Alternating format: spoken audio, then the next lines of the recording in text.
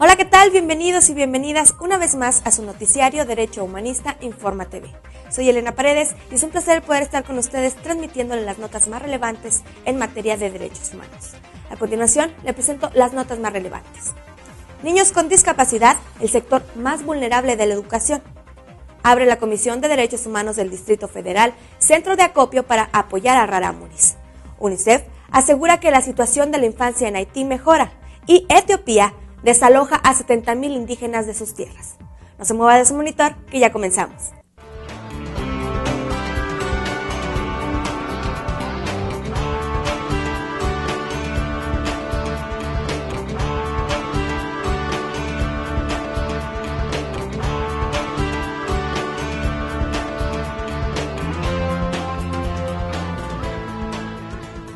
Bien, ya estamos de regreso. Vamos ahora con el primer bloque de las noticias nacionales.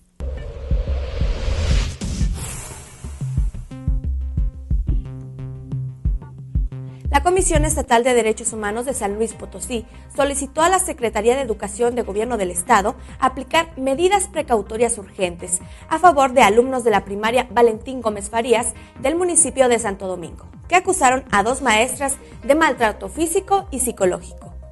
Los padres de familia denunciaron a la directora que la maestra del primer año castigó a 3 niños amarrándoles las manos y poniéndoles cinta en la boca.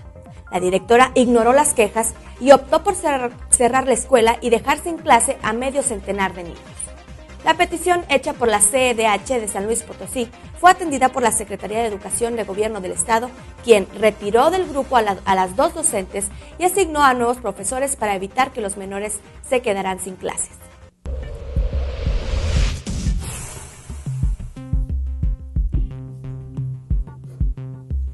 La Comisión Mexicana de Defensa y Promoción de los Derechos Humanos consideró que las agresiones cometidas en días pasados por elementos del Ejército contra Miriam López Vargas, ciudadana de Ensenada, Baja California, reflejan que la violencia sexual se está utilizando como mecanismo de tortura e investigación. La víctima, Miriam López, denunció ante la Secretaría de la Defensa Nacional amenazas por parte de militares, quienes la detuvieron en un retén de manera arbitraria e ilegal, donde también sufrió tortura y violación sexual por parte de soldados, para posteriormente acusarla de narcotraficante. Ante esto, la abogada de la Comisión Mexicana de Defensa y Promoción de los Derechos Humanos, Silvia Vázquez, enumeró una lista de agravios que parecieran ser sistemáticos, según la documentación que ha hecho este organismo desde el año 2009, en el que se han registrado 7 casos de torturas e instalaciones militares en Baja California por casos similares a los de Miriam López.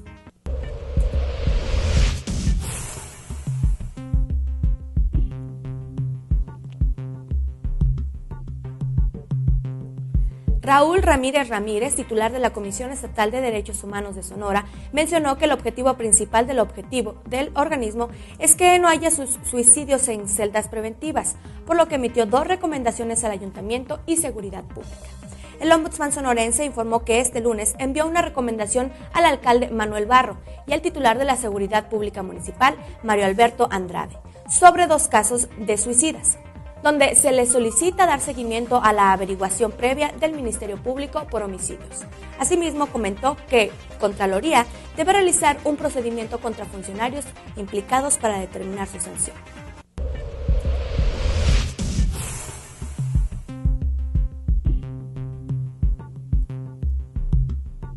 Joel Correa Chacón, titular de la Comisión Estatal de Derechos Humanos de Zacatecas, informó que fueron recibidas 4 quejas en el operativo navideño durante el periodo vacacional de Paisanos.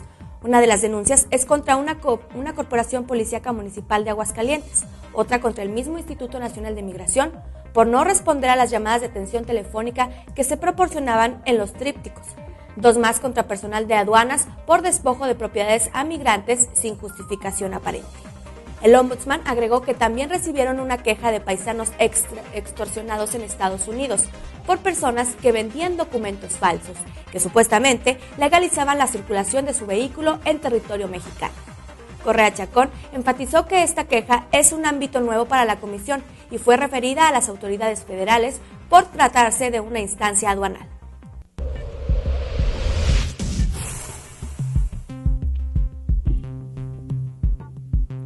El martes 17 de enero, Guadalupe Pie, coordinadora del área de Equidad y Género de la Universidad Autónoma Benito Juárez de Oaxaca, comunicó que las adolescentes oaxaqueñas están condenadas a una marginación y pobreza, que se agrava en una elevada cifra de embarazos no planeados.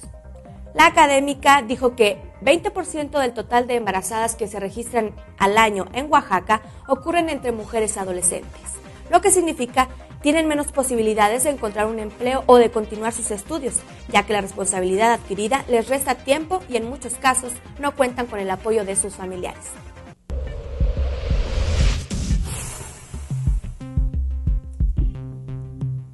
Rocío Rodríguez, directora de Quejas y Orientación de la Comisión Estatal de Derechos Humanos del Estado de Morelos, dio a conocer que durante 2011 la Comisión Defensora atendió 477 expedientes, de los cuales 402 han sido concluidos y 75 están en trámite, con diferentes dependencias como la Procuraduría General de Justicia del Estado, el Instituto de Educación Básica, entre otros.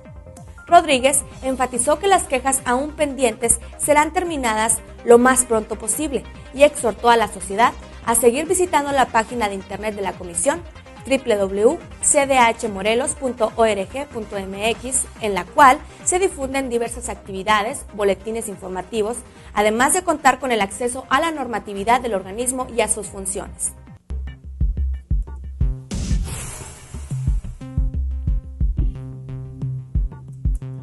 Niñas y niños con discapacidad son el sector más vulnerable de la educación, y para lograr una integración efectiva en las escuelas es necesario incluirlos en las actividades diarias. La ganadora de la presea al mérito en prevención, combate y eliminación de la discriminación 2011, Rosa María Lara López, señaló que una manera adecuada de ayudar a las niñas y niños discapacitados a superar su situación de segregación es buscar una verdadera integración. Y ello solo se logrará con adecuaciones curriculares y mayor capacitación para los profesores.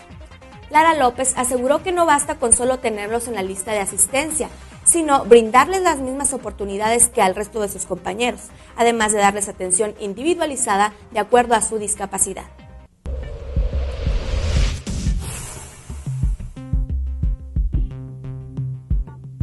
En el estado de Sonora, este año 2012 se llevó a cabo el programa de redes vecinales promotoras de derechos humanos, donde más de 400 familias de la colonia Nuevo Hermosillo recibieron 1,065 servicios del organismo y de dependencias de los 3 órdenes de gobierno que participaron en el programa, el cual se consolidó gracias a la participación ciudadana. El ombudsman Raúl Ramírez Ramírez destacó que la Comisión Estatal de Derechos Humanos de Sonora cada día fortalece estas redes, que buscan capacitar a los ciudadanos en la materia como parte de las acciones de difusión, protección a los derechos de los sonorenses y a la promoción de la cultura de la legalidad del Estado. El ombudsman señaló que este programa, además de la capacitación y formación de promotores en derechos humanos, acerca los servicios que ofrece el organismo como asesorías jurídicas y atención psicológica de manera gratuita, donde personal preparado da seguimiento a las quejas presentadas por ciudadanos que ven vulnerados sus derechos humanos.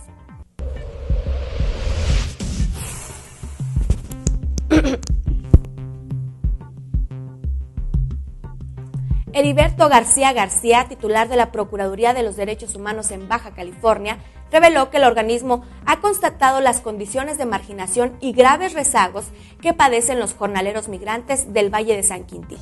Durante visitas y jornadas en los poblados ubicados en el sur de Ensenada, se destacó que los trabajadores agrícolas sufren de desatención y abusos laborales, pero no siempre los denuncian por temor a ser despedidos o porque desconocen sus derechos. Así lo mencionó el ombudsman. También destacó que en 2 jornadas que hizo la Procuraduría de Derechos Humanos, se visitó casa por casa sin que los jornaleros, de los cuales la mayoría son de origen indígena, denunciaran irregularidades. Sin embargo, después de ofrecerles información en torno a sus derechos, reportaron una serie de anomalías.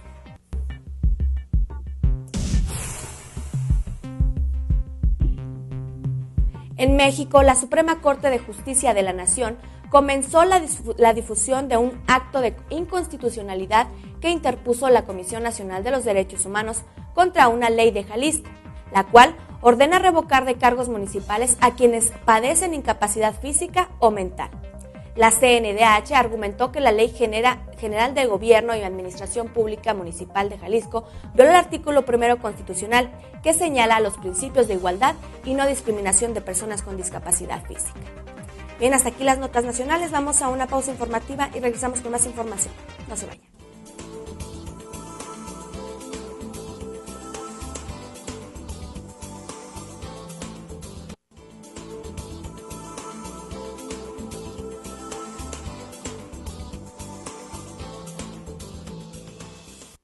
Nosotros vamos ahora con el segundo bloque de las noticias internacionales.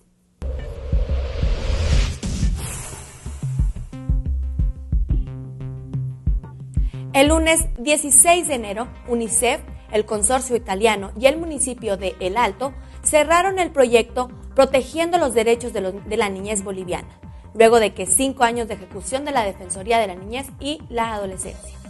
Tirso Puig, de la Bella Casa, coordinador y responsable de sistematización del proyecto, expresó que en lo que se refiere a la formación, se capacitó al personal de las defensorías dependientes del Gobierno Autónomo Municipal de El Alto para mejorar el servicio de atención titular a las niñas, niños y jóvenes. Asimismo, se capacitó a jóvenes estudiantes de secundaria y a las madres de familia que se formaron promotores del buen trato en defensa y protección de los derechos humanos.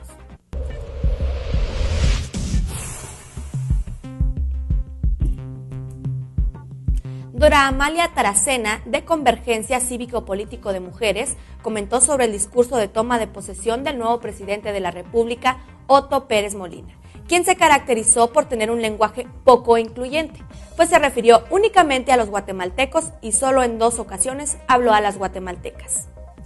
La institución de más guatemaltecas en puestos de toma de decisiones sigue siendo un reto para las autoridades y una de las demandas del movimiento de mujeres en el país centroamericano, ya que los datos muestran nuevamente un estancamiento en el tema.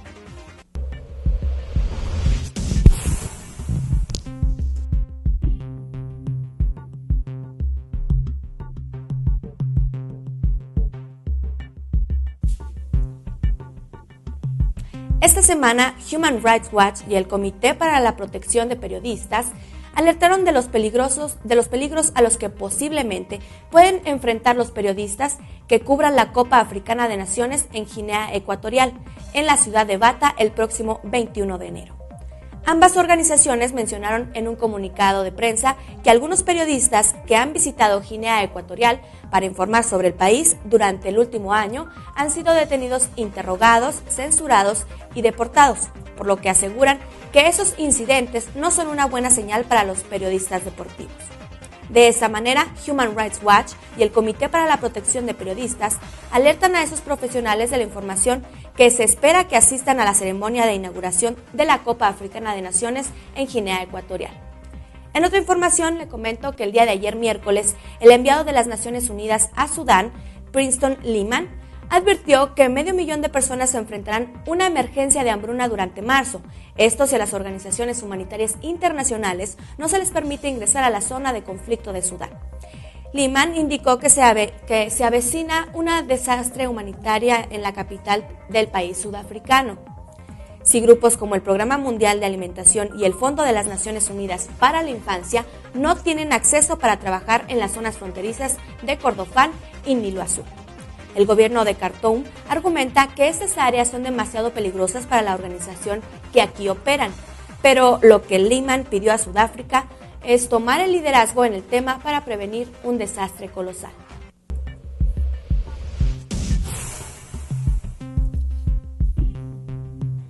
UNICEF publicó un informe que muestra que 2 años después del terremoto ocurrido en Haití, la situación de los niños mejora, aunque aún persisten dificultades. Según el informe, hay evidencias de progreso para la infancia, particularmente en las áreas de educación, salud, nutrición y protección infantil. En acuerdo a protección infantil, el gobierno de Haití fortaleció su marco legal para los niños huérfanos que viven en instituciones. Cabe recordar que firmó el convenio de la Haya sobre adopción internacional que protege los derechos de los niños, estableciendo estándares básicos para las adopciones. En otras noticias, le comento que ayer, en un comunicado difundido a través de su página web, la organización Human Rights Watch alertó la precaria situación en miles de personas de Etiopía y reveló que el gobierno de ese país ha obligado a 70,000 indígenas de la región de Gambela a dejar sus tierras para destinarlas a cultivos comerciales, realojándolas en asentamientos carentes de agua, acceso a alimentos y sanidad. Según el informe, esperando a la muerte, desplazamientos forzados y poblamiento en Gambela, las autoridades fuerzan a los habitantes a dejar sus casas y debido a esto pierden el acceso a la alimentación. Posteriormente, resultan víctimas de abuso por parte de las fuerzas de seguridad de Etiopía.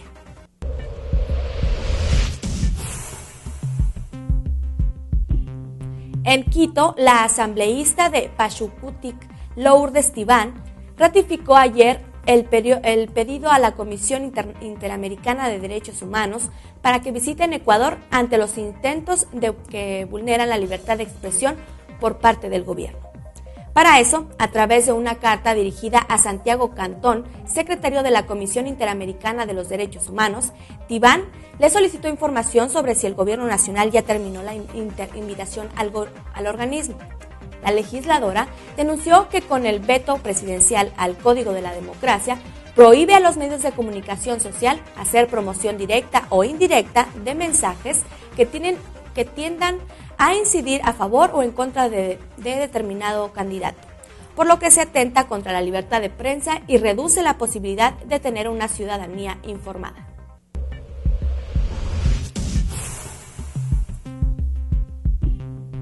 El día de ayer, Oxfam y Save the Children denunciaron la hambruna que afecta el Cuerno de África, la cual provocó durante 2011 la muerte de entre 50,000 y 100,000 personas. En un informe conjunto, la organización no gubernamental aseguraron que se perdieron miles de vidas, entre las cuales la mayoría eran niños menores de 5 años, y que se han gastado millones de dólares por la respuesta tardía internacional a la crisis alimentaria que sufre el Cuerno de África a causa de la sequía.